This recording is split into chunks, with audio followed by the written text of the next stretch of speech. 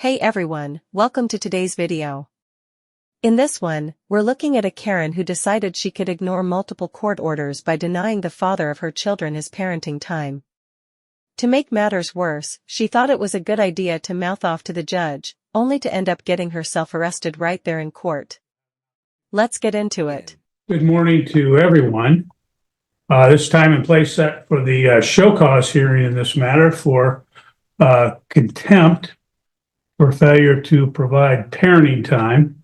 I'll let you know we're going to take some brief, testimony from the parties. I'll let everybody know that everybody will have an opportunity to speak. So don't interrupt anyone else or don't interrupt the court. You'll have an opportunity to speak your piece.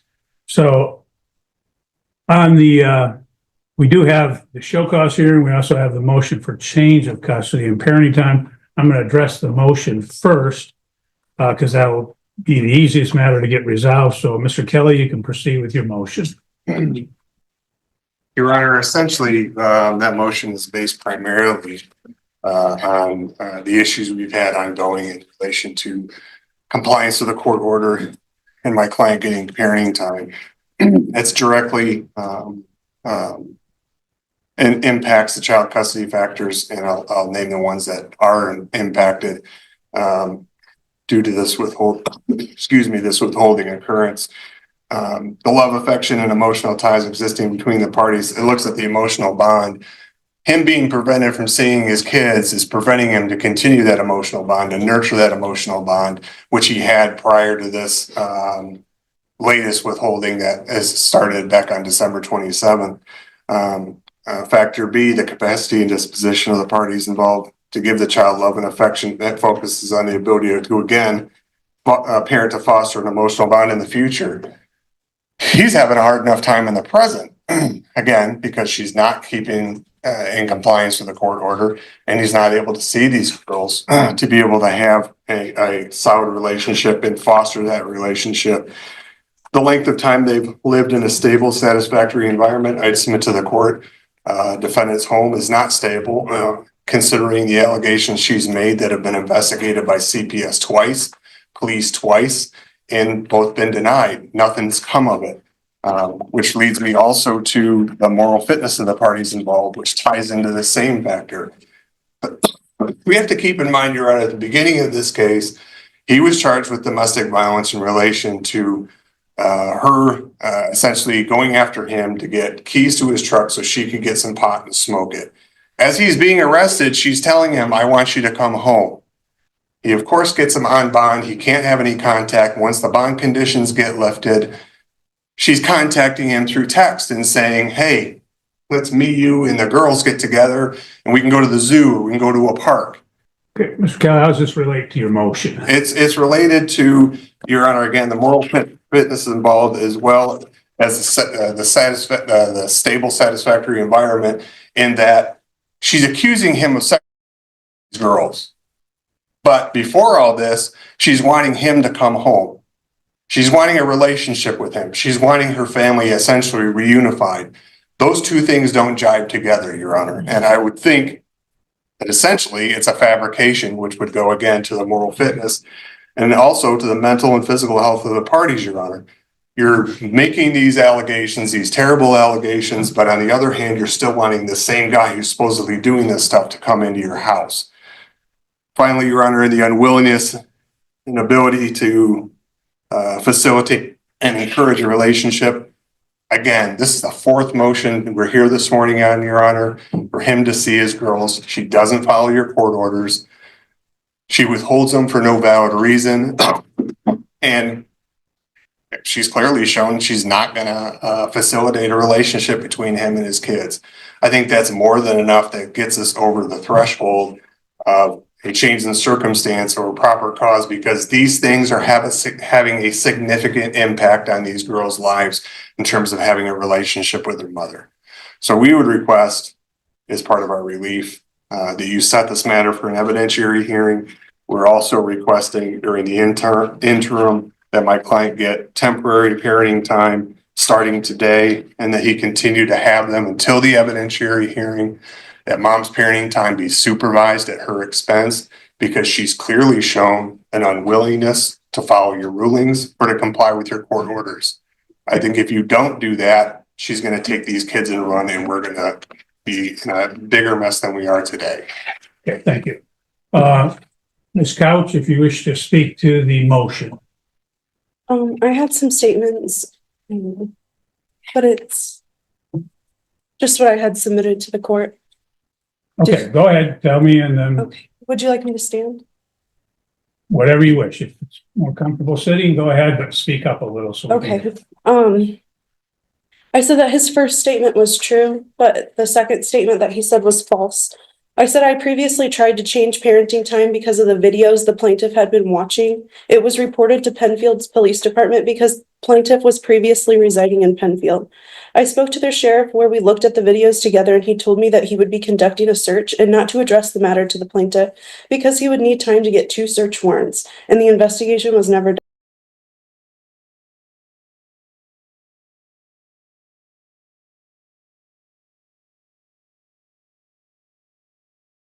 Is false. CPS is not taking the proper steps to ensure the minor children's safety, and I did mention police involvement in the last hearing as well. The fifth statement is also false. Errors were made by the plaintiff's attorney. The sixth statement is also false. There is supposed to be a pending CPS case, and I was never told otherwise. CPS and I have spoken on numerous occasions and decided that the best course of action was therapy, which the minor children are attending at Summit Point. I do have proof of all of that as well. That's also false. I was never told that they were declining to investigate the police. Number 8, it's false. In early 2024, my mom threatened to call CPS on me because of the children's odd behavior, requesting that I get them checked by the doctor. I had the doctor examine them at their 2-year checkup, and almost 2 months later, the plaintiff was arrested for domestic violence. I originally withheld the kids because of the plaintiff's sexual preference for diapers and enemas, knowing that the plaintiff was not mentally stable enough for unsupervised visitation. The 9th statement is true. The 11th statement is false. The 12th, I'm unsure of the plaintiff's employment, but the plaintiff has stopped paying child support, and I still stay at home with my children. Number 13, I have lived at the residence that the FOC has on file since December 10th, 2024. The 14th statement, I'm unsure of the plaintiff's relationship status. I have friends and family in Michigan, and I lived in Indiana until I was 18, and most of my family resides there. Number 15, I would like the court to consider changing the current custody orders and issue no further contact between the minor children and the plaintiff. Plaintiff should be held accountable for his actions, regardless of stature or representation. Well, someone will be held accountable for their actions today, but it won't be your ex, Karen. That's all. Okay, thank you.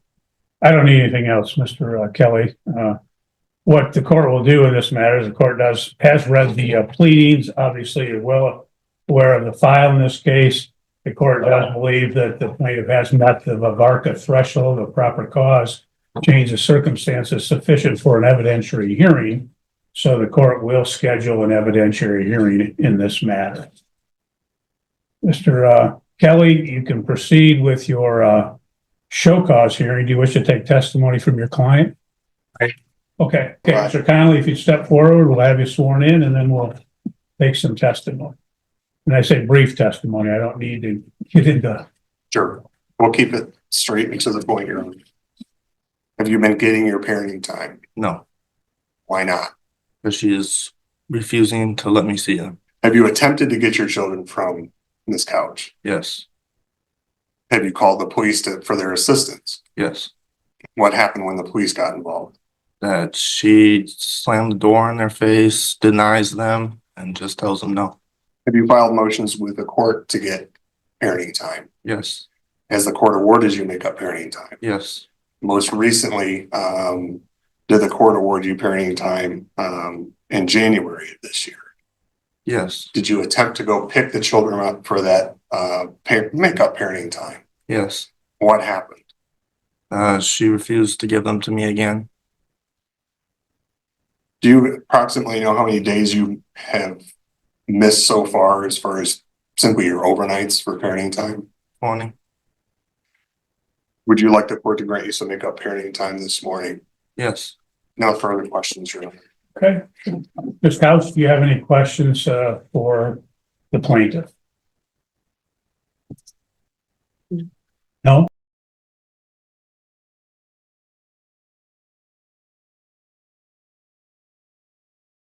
How do you know Mr. Connolly? He is my son.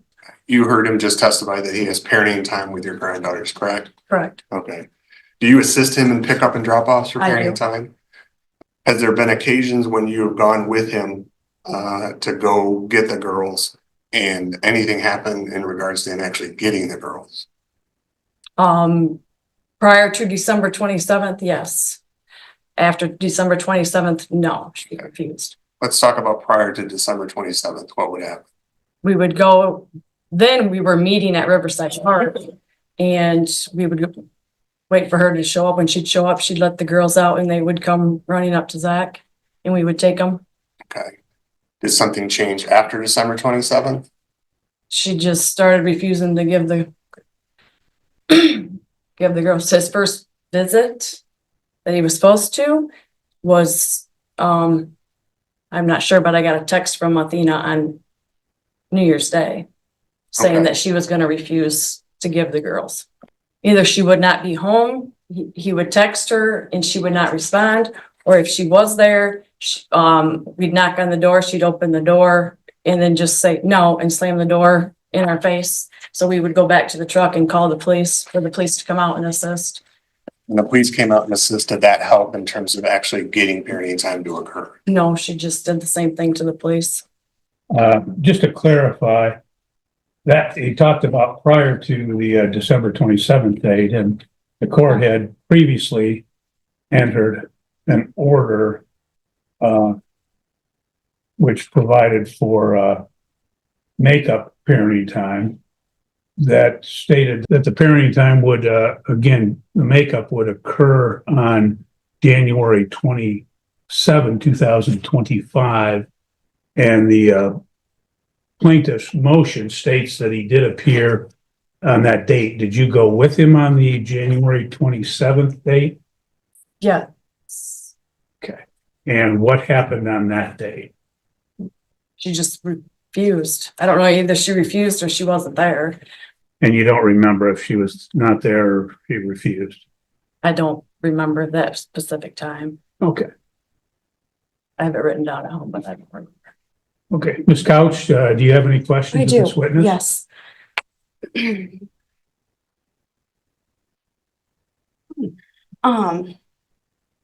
At what age did Zach Conley start wearing diapers?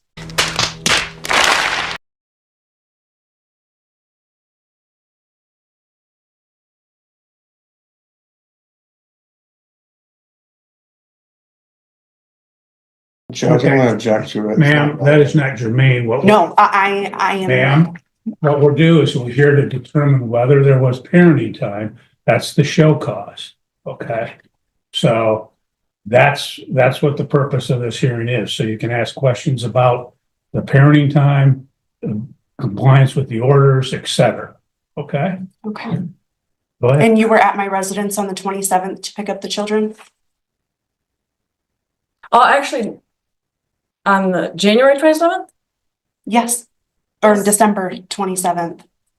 Or sorry, no, January 27th. I don't have anything written down. Yes. Okay. Even though the order was for the 29th. Wasn't that the Whatever, order that the judge put whatever in day, place? whatever judgment day. So you I don't know just, specific dates, whatever. and I slammed the door in your face how many times?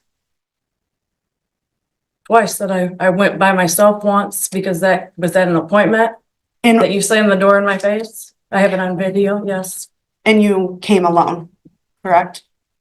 I did that day. Okay. Yes. That was all I have. I'm sorry. Okay, Mr. Kelly, any redirect? No, Your Honor, no further questions, no further witnesses. Okay, you may step down then. Thank you. Ms. Couch, do you wish to present any testimony or witnesses? No? Okay. Check that order because there was some, Ms. Couch, you raised some issues concerning the I think it was the order of, January 27th. I want to make sure if that was the time as well for the makeup parenting time. I believe it was, but It was January 27th through February 9th. okay, that's what I thought. And I could have swore the pickup date was the 29th. I apologize. well, I want to make sure that it's correct so that there's no issue. But I was not home at the time of pickups.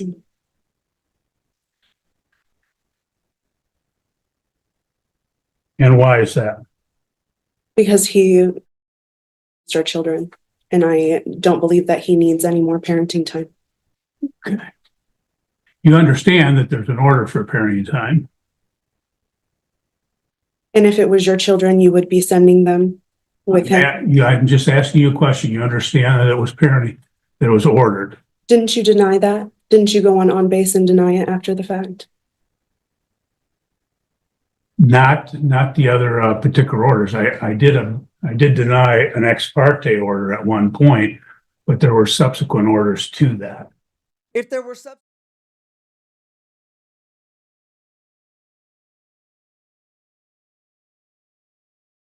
person, You guys did receive the pictures that I submitted to the court as well, correct? Anything that was filed has been in the file. I would love you to take that into consideration. I would know for the court, I received no response to either of these pleadings for today's hearing. Okay.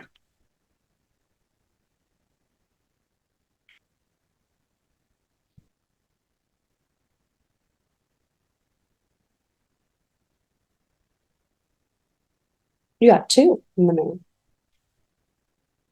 Okay, the order is dated February 4, 2025, and it provided for makeup parenting time in Christmas Eve, Christmas Day, 2025. It also provided that the plaintiff would have the children with him on January 29th, 2025 at 6:00 p.m. until February 9th, 2025. I have another question to ask you, sir. Okay. Let me clarify that because this is the order dated February 4th. Did you provide parenting time on the January 29th? No, I did not. Okay. And we had at the last hearing and addressed the issue of the CPS involvement. CPS, as Mr. Kelly has stated, has been involved twice before, and they've not had anything substantiated. Is that your understanding? No, I have the CPS report right here, as well as Carla Titus's number. Now she said that her findings weren't. I need to take the kids to therapy to get the whole picture, from the kids, them talking, them playing, them, interacting with a therapist. And so that way they can go on record. And they are in therapy at Summit Point. Now this has just started, but they've already, said some things. That was one of my questions. Do you have the report from Summit Point? They told me that I needed to sign a release so that way they could contact you. Okay, I'm not aware of any report from Summit Point. It may be in the file, it may not, but you've not introduced that today, and you don't have anyone that could speak to that from Summit Point as a witness in this case, which is what today's date is set for in this particular matter. So another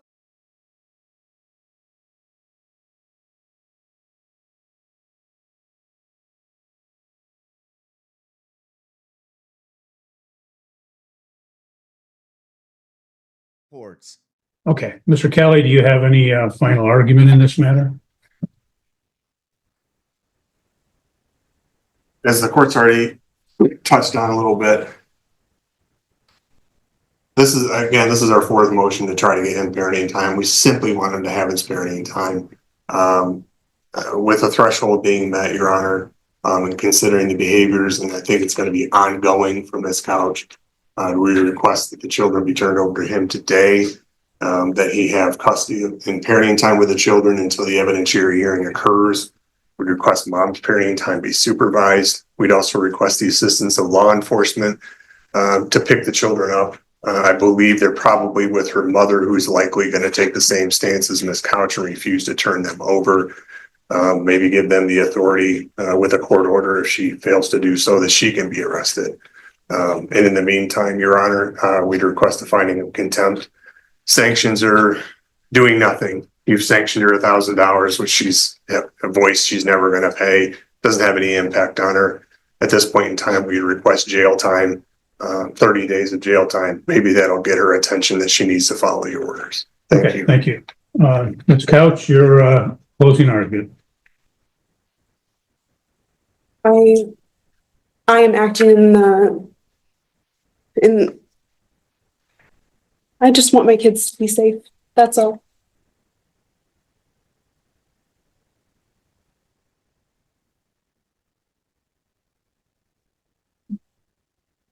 Okay, thank you.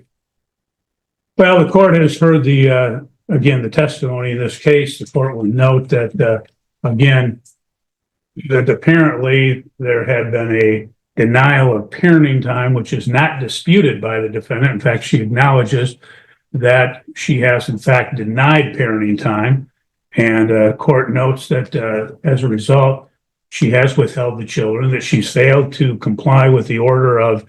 But there's reason, sir. Excuse me? There's reason. Okay. Valid reason. Okay, ma'am, you're done. You don't have time to speak at this point. Okay, you've had a chance to testify, you had a chance to do a final argument, so you're done. The court, she failed to comply with the order of June 13, 2024 for parenting time.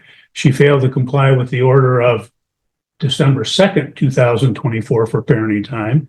There was an order of November 1, 2024 for makeup parenting time and attorney fees of $500. Again, there was an order for makeup parenting time dated February 4, 2025 for makeup parenting time and attorney fees from the hearing held on January 27, 2025, that all four of those orders she's failed to comply with. So she doesn't.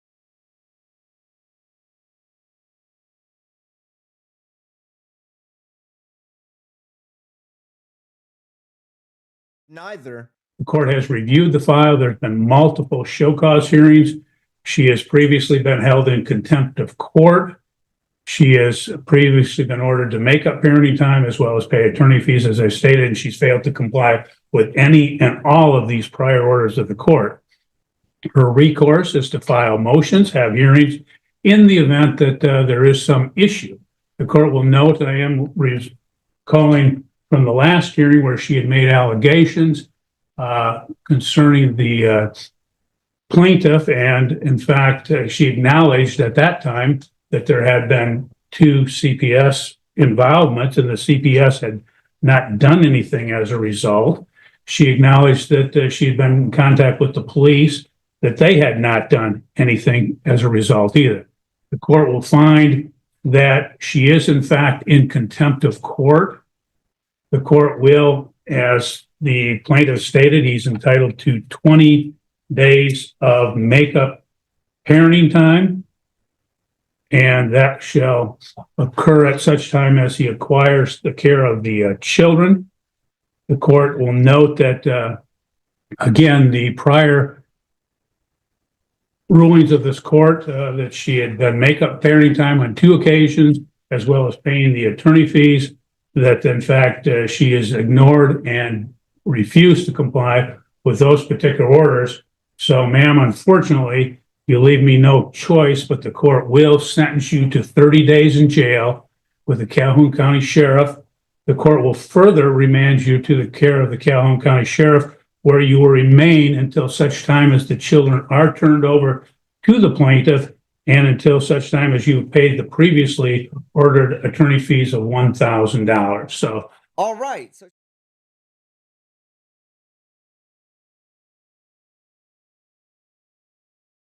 there's more.